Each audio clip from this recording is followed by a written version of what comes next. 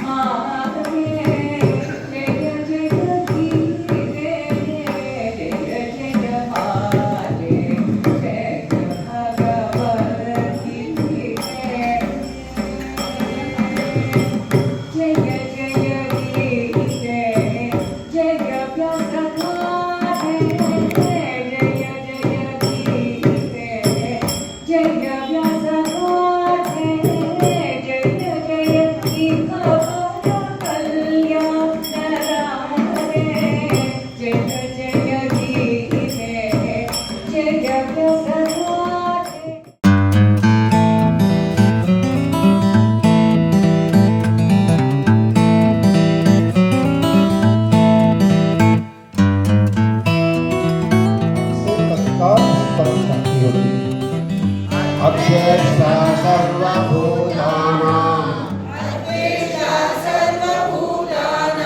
मैत्रः करुण एव च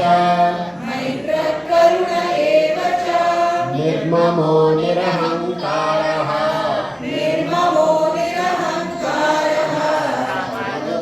सुखक्षमी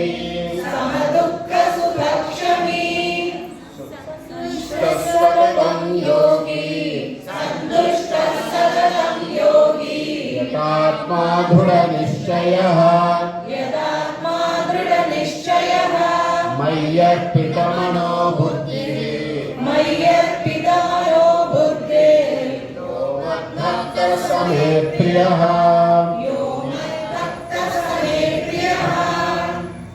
ಯಾವ ಪುರುಷನು ಎಲ್ಲಾ ಪ್ರಾಣಿಗಳಲ್ಲಿಯೂ ದ್ವೇಷ ಭಾವರಹಿತನಾಗಿ ಸ್ವಾರ್ಥರಹಿತ ಎಲ್ಲರ ಪ್ರೇಮಿಯಾಗಿದ್ದಾನೋ ಮತ್ತು ಕಾರಣವಿಲ್ಲದೆ ದಯಾಳುವಾಗಿದ್ದಾನೋ ಹಾಗೂ ಮಮತಾರಹಿತನು ಅಹಂಕಾರರಹಿತನು ಸುಖ ದುಃಖ ಪ್ರಾಪ್ತಿಯಲ್ಲಿ ಸಮಾನರಾಗುವನು ಕ್ಷಮಾಂತನಾಗಿರುವವನು ಅಪರಾಧ ಮಾಡುವುದರಿಂದ ಕೂಡ ಅಭಯ ನೀಡುವವನಾಗಿದ್ದಾನೋ ಹಾಗೂ ಯಾವ ಯೋಗಿಯು ನಿರಂತರವಾಗಿ ಸಂತುಷ್ಟನಾಗಿರುವನು ಮನಸ್ಸು ಇಂದ್ರಿಯಗಳ ಸಹಿತ ಶರೀರವನ್ನು ವಶದಲ್ಲಿಟ್ಟುಕೊಂಡಿದ್ದನು ಮತ್ತು ನನ್ನಲ್ಲಿ ದೃಢ ನಿಶ್ಚಯವುಳ್ಳನಾಗಿದ್ದಾನೋ ನನ್ನಲ್ಲಿ ಮನಸ್ಸು ಬುದ್ಧಿಗಳನ್ನು ಅರ್ಪಿಸುವ ಆ ನನ್ನ ಭಕ್ತನು ನನಗೆ ప్రియನಾಗಿದ್ದಾನೆ.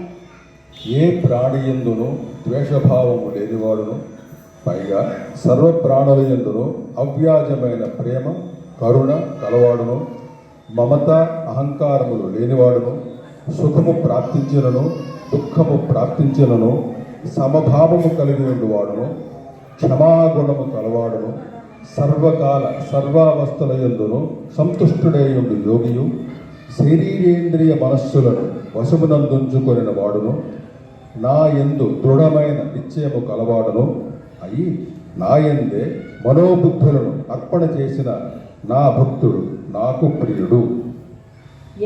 எல்லா உயிரினங்களிடமும் வெறுப்பு இல்லாதவனோ தன்னலம் இல்லாமல் எல்லாரிடமும் அன்பு கொண்டவனோ காரணமின்றி இரக்கம் காட்டுபவனோ மமகாரமற்றவனோ அகங்காரமற்றவனோ இன்ப துன்பங்கள் நேரும் போது நிலை மாறாது சமமாக இருப்பவனோ பொறுக்கும் இயல்புடையவனோ அதாவது குற்றம் செய்தவனுக்கும் அபயம் அளிப்பவனோ யோகியோ எப்பொழுதும் எல்லா விதங்களிலும் திருப்தி உள்ளவனோ மனம் மற்றும் புலன்களோடு கூடிய உடலை தன் வசப்படுத்தியவனோ மேலும் என் மீது திடமான நம்பிக்கை உடையவனோ என்னிடத்தில் மனம் புத்தி இவற்றை அர்ப்பணம் செய்தவனோ என்னுடைய அந்த பக்தன் எனக்கு பிரியமானவன்.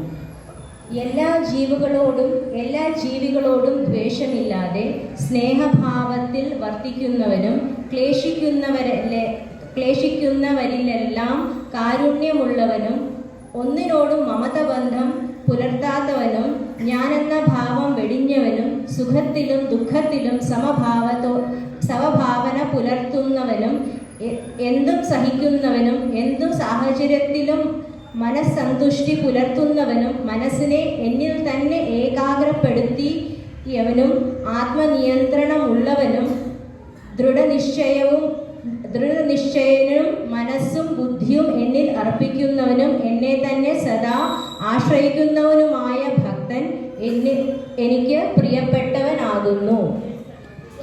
जो पुरुष सब भक्तों में द्वेष भाव से रहित, स्वार्थ रहित, सबका प्रेमी और हेतु रहित दयालु है तथा ममता से रहित, अहंकार से रहित, सुख दुखों की प्राप्ति में सम और क्षमावान है अर्थात अपराध करने वालों को भी अभय देने वाला है तथा जो योगी निरंतर संतुष्ट है, मन इंद्रियों सहित शरीर को वश में किए हुए है और मुझ में दृढ़ निश्चय वाला है, वह मुझ में अर्पण किए हुए मन बुद्धि वाला मेरा भक्त मुझको प्रिय है.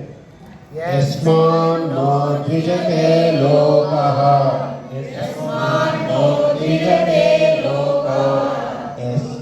लोकानो द्विजते च यः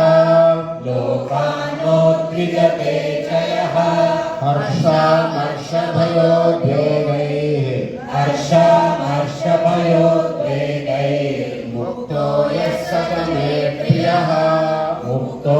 ಭಜತೆ ಪ್ರಿಯಃ. ಯಾರಿಂದ ಯಾವುದೇ ಜೀವಿಯ ಉದ್ವೇಗವನ್ನು ಪಡೆಯುವುದಿಲ್ಲವೋ ಮತ್ತು ಯಾರು ತಾನೂ ಸಹ ಯಾವುದೇ ಜೀವಿಯಿಂದ ಉದ್ವೇಗವನ್ನು ಪಡೆಯುವುದಿಲ್ಲವೋ ಹಾಗೂ ಯಾರು ಹರ್ಷ, ಅಮರ್ಷ, ಭಯ ಮತ್ತು ಉದ್ವೇಗಾದಿಗಳಿಂದ ರಹಿತನಾಗಿದ್ದಾನೆಯೋ ಆ ಭಕ್ತನು ನನಗೆ ప్రియನಾಗಿದ್ದಾನೆ.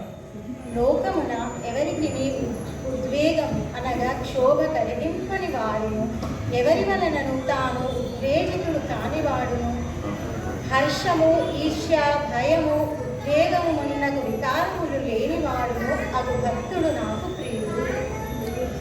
எவனிடமிருந்து எந்த ஜீவனும் பாதிப்பு அடைவதில்லையோ, எவன் எந்த ஜீவன் மூலமும் பாதிப்படைய மாட்டானோ, மேலும் எவன் ஒருவன் மகிழ்ச்சி, பொறாமை, பயம், பாதிப்பு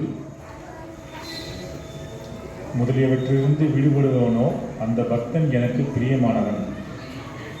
ആർക്കും ഒരു തരത്തിലും ഭയത്തിന് ഇടവരുത്താത്തവനും ആരാലും വ്യാകുലനായി തീരാത്തവനും സന്തോഷം, വെറുപ്പ്, ഭയം, ഉദ്വേഗം എന്നിവയിൽ നിന്ന് സദാ വിട്ടുനിൽക്കുന്നവനുമായ ഭക്തൻ എനിക്ക് പ്രിയപ്പെട്ടവനാണ്. जिससे कोई भी जीव उद्वेग को प्राप्त नहीं होता और जो स्वयं भी किसी जीव से उद्वेग को प्राप्त नहीं होता, तथा जो हर्ष, अमर्ष, भय और उद्वेगादि से रहित है, वह भक्त मुझको प्रिय है. அறிந்தவனோ, பட்சபாதமற்றவனோ, துக்கங்களிலிருந்து விடுதலை பெற்றவனோ, செயல்கள் அனைத்திலும் நான் செய்கிறேன் என்னும் அபிமானத்தை நீக்கியவனோ அந்த என் பக்தன் எனக்கு பிரியமானவன்.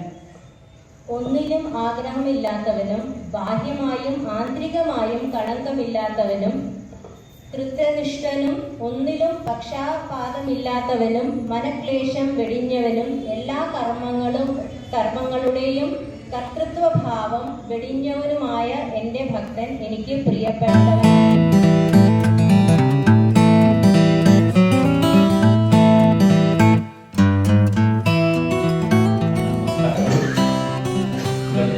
ವಿಶೇಷವಾಗಿ ನಮ್ಮ ಸಂಸ್ಕೃತ ಭಾರತಿ ಈ ಸಂಸ್ಥೆ ವತಿಯಿಂದ ವಿಶೇಷವಾಗಿ ಮಕ್ಕಳಲ್ಲಿ ಕೂಡ ಹಿರಿಯರಲ್ಲೂ ಕೂಡ ಸಾರ್ವತ್ರಿಕವಾಗಿ ಎಲ್ಲರೂ ಕೂಡ ಪ್ರಯತ್ನ ಪೂರ್ವಕವಾಗಿ ಭಗವದ್ಗೀತೆಯನ್ನ ಪಾರಾಯಣ ಮಾಡಬೇಕು. ನಿತ್ಯ ಪಠನೆ ಮಾಡೋದ್ರಿಂದ ಅದರಿಂದ ಉಂಟಾಗುವಂತಹ ಅನೇಕ ರೀತಿಯಾದಂತಹ ಯಶಸ್ಸನ್ನ ತಿಳಿಸಬೇಕು ಎಂಬುದಾಗಿ ಪೂರ್ವಪೀಠಿಯಾಗಿ ಇಲ್ಲಿ ಒಂದು ಕಾರ್ಯಕ್ರಮವನ್ನ ಏರ್ಪಡಿಸಿದ್ದಾರೆ. ಹಾಗಾಗಿ ಇಲ್ಲಿ ನಾವು ಎಲ್ಲ ತರಹದ ವಯಸ್ಸಿನ ಮಕ್ಕಳು, ಹಿರಿಯರು, ಸೀನಿಯರ್ ಸಿಟಿಜನ್ ಅಂತ ಇಂಗ್ಲಿಷ್ ಅಲ್ಲಿ ಹೇಳ್ತಾರಲ್ಲ, ಹಾಗೆ ಎಲ್ಲರೂ ಕೂಡ ನೋಡ್ತಾ ಇದ್ದೀವಿ. ಸಾಧಾರಣವಾಗಿ ನಮ್ಮಲ್ಲಿ ಒಂದು ಚಿತ್ರಣ ಏನಂದ್ರೆ ಭಗವದ್ಗೀತೆ ಬರೀ ವಯಸ್ಸಾದವ್ರಿಗೆ ಮಾತ್ರ ಅನ್ನೋದಾಗಿದೆ. ಸಾಧಾರಣವಾಗಿ ನಾವೆಲ್ಲ ಕಡೆ ನೋಡ್ತಾ ಇರ್ತೀವಿ, ಯಾರಾದ್ರೂ ಮನೆಯಲ್ಲಿ ಯಾರಾದ್ರೂ ಟಿವಿ ಹೋದಾಗ ಮಾತ್ರ ಭಗವದ್ಗೀತೆ ಕ್ಯಾಸೆಟ್ ಬಿಟ್ಬಿಟ್ಟು ಕ್ಯಾಸೆಟ್ ಹಾಕುವಂಥದ್ದು ಆ ಥರದ್ದು ಮಾಡ್ತಾ ನಾವು ಗಮನಿಸ್ತೀವಿ. ಆದರೆ ವಿಶೇಷವಾಗಿ ಭಗವದ್ಗೀತೆ ಯಾರ ಮನೇಲಾದ್ರೂ ಸಾವಾದಾಗಲ್ಲ, ಯಾರ ಮನೇಲಾದ್ರೂ ಮಗು ಹುಟ್ಟಿದಾಗ ನಿಜವಾಗೂ ಹೇಳಿ ಹಾಕ್ಸ್ಬೇಕು. ಯಾಕಂದ್ರೆ ಭಗವದ್ಗೀತೆ ಎಂಬುದು 18 ಅಧ್ಯಾಯದ ವಿಶೇಷವಾದಂತಹ ಸೂತ್ರಗಳಿರುವಂಥದ್ದು. ನಿಮ್ಗೆಲ್ಲ ತಿಳಿದೇ ಇದೆ, ನಾನಿನ್ನ ತಿಳ್ಕೋಬೇಕಾಗಿರೋದು ತುಂಬಾ ಇದೆ. ನೀವು ನನಗಿಂತ ತುಂಬಾ ಬುದ್ಧಿವಂತರಿದ್ದೀರಿ, ನಿತ್ಯ ಪಾರಾಯಣ ಮಾಡ್ತಾ ಇದ್ದೀರಿ, ಹಾಗಾಗಿ ನನಗಿಂತ ತುಂಬಾ ಜ್ಞಾನ ಇದೆ ನಿಮಗೆ ಭಗವದ್ಗೀತೆ ಬಗ್ಗೆ. ಇದರಲ್ಲಿ ವಿಶೇಷವಾಗಿ ಭಗವದ್ಗೀತೆಯಲ್ಲಿ ಉಲ್ಲೇಖಿಸಿರುವ ಹಾಗೆ ನಮ್ಮ ಗುರುಗಳು ನಮ್ಗೆ ಹೇಳ್ತಾ ಇದ್ರು. ಹಾಗಾಗಿ ಅದೇನ್ನೇ ನಾನು ಈಗ ನಿಮ್ಮಲ್ಲೂ ಕೂಡ ಹೇಳೋದಕ್ಕೆ ಇಚ್ಛೆ ಪಡ್ತೀನಿ. ಶ್ರದ್ಧಾವಾನ್ ಲಭತೆ ಜ್ಞಾನಂ. ಶ್ರದ್ಧೆಯಿಂದ ಯಾರು ಕಲಿಬೇಕು ಅಥವಾ ಏನಾದರೂ ಒಂದು ಕೆಲಸ ಮಾಡಬೇಕು ಅಂತ ಇದ್ರೆ ಅವನು ಖಂಡಿತವಾಗಿ ಅದರ ಬಗ್ಗೆ ಜ್ಞಾನ ಉಂಟಾಗುತ್ತೆ. ಆ ಜ್ಞಾನದಿಂದ ಮೋಕ್ಷವನ್ನು ಸಾಧಿಸಬಹುದು. ಕೃಷ್ಣ ಹೇಗೆ ಭಗವದ್ಗೀತೆಯಲ್ಲಿ ಹೇಳಿದನೋ ಅದೇ ರೀತಿಯಾಗಿ ಕೂಡ ನಾವು ಶ್ರದ್ಧೆಯಿಂದ ಯಾವುದೇ ಕೆಲಸ ಮಾಡಬೇಕಾದ್ರೂ ಕೂಡ ಆ ಶ್ರದ್ಧೆ ಅನ್ನೋದು ತುಂಬಾ ಮುಖ್ಯವಾಗುತ್ತೆ. ಹಾಗಾಗಿ ಎಲ್ಲರೂ ಕೂಡ ನಾವು ಮಕ್ಕಳೆಲ್ಲ ನೋಡ್ತಾ ಇದೀವಿ, ಅವರು ಕೂಡ ಪಾಪ ಅವ್ರ ತಂದೆ ತಾಯಿ ಅವ್ರು ಕಷ್ಟಪಟ್ಟ ಹುಡುಗರಿಗೆ ಶ್ರದ್ಧೆ ಬರಲಿ ಎಂಬುದಾಗಿ ಅವ್ರನ್ನ ಬಲವಂತವಾಗಾದ್ರೂ ಎಬ್ಸಿ ಅವ್ರನ್ನ ಕಷ್ಟಪಟ್ಟು ಆದ್ರೂ ಈಗ ಸ್ವಲ್ಪ ಈ ಮರವಾಗಿ ಗಿಡವಾಗಿ ಬಗ್ಗದ್ದು ಮರವಾಗಿ ಬಗ್ಗತ್ತೆ ಅನ್ನೋದು ಗಾದೆ ಇದೆ ಕನ್ನಡದಲ್ಲಿ. ಹಾಗಾಗಿ ಈ ಗಿಡದಿಂದನೇ ಅದನ್ನ ಸ್ವಲ್ಪ ಹೇಗಾದ್ರೂ ಮಾಡಿ ಬಗ್ಗಿಸಿ ನಮ್ಮ ಸನಾತನ ಧರ್ಮದಲ್ಲಿ ಒಂದು ದೊಡ್ಡ ಆಲದ ಮರ ಹಾಕಬೇಕು.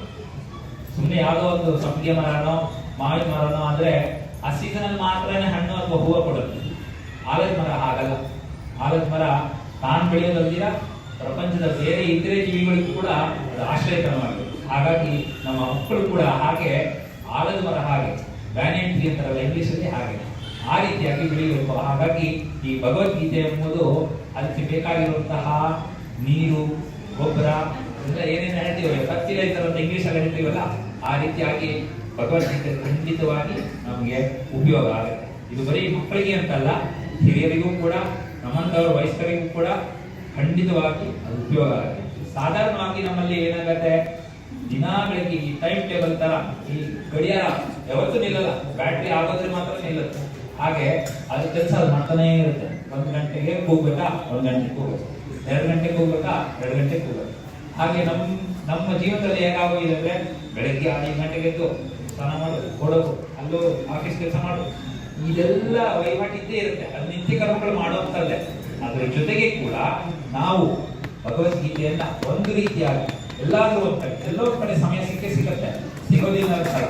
ನಿಮಗೂ ಕೂಡ 24 ಗಂಟೆನೆ, ನನಗೂ ಕೂಡ 24 ಗಂಟೆಗೆ, ಎಲ್ಲಾ ಜೀವಿಗಳಿಗೂ ಒಂದು ದಿನದಲ್ಲಿ 24 ಗಂಟೆನೇ ಇರುವಂಥದ್ದು. ಹಾಗಾಗಿ ಆ 24 ಗಂಟೆಯಲ್ಲಿ ಕನಿಷ್ಠ ಪಕ್ಷ 15 ನಿಮಿಷ, ಇಲ್ಲ ಅಂದ್ರೂ 15 ನಿಮಿಷ, ಹೇಗೆ ಅಧ್ಯಾಯಕ್ಕೆ 1 ನಿಮಿಷ ಅಂತ ಲೆಕ್ಕ ಇಟ್ಕೊಂಡು ಕೂಡ 18 ನಿಮಿಷ ನೀವು ಇದಕ್ಕಾಗಿ ಪ್ರೇರಣೆಯಾಗಿ ಇಟ್ಟು ಮಾಡಿದ್ರೆ, ಶ್ರದ್ಧೆಯಿಂದ ಮಾಡಿದ್ರೆ ಖಂಡಿತ ನಿಮ್ಮ ಮನಸ್ಸು ಹತೋಟಿಗೆ ಬರುತ್ತೆ. ನೀವು ಅನ್ಕೊಟ್ಟಿರೋ ಕೆಲಸ ದಿಗ್ವಿಜಯವಾಗುತ್ತೆ. ಹಾಗಾಗಿ ನಮ್ಮೆಲ್ಲರಿಗೂ ಕೂಡ ಶುಭವನ್ನ ಹಾರೈಸುತ್ತಾ ಈಗ ಮಂತ್ರ ಘೋಷದೊಂದಿಗೆ ನಿಮಗೆಲ್ಲ ಆಶೀರ್ವಚನೆ.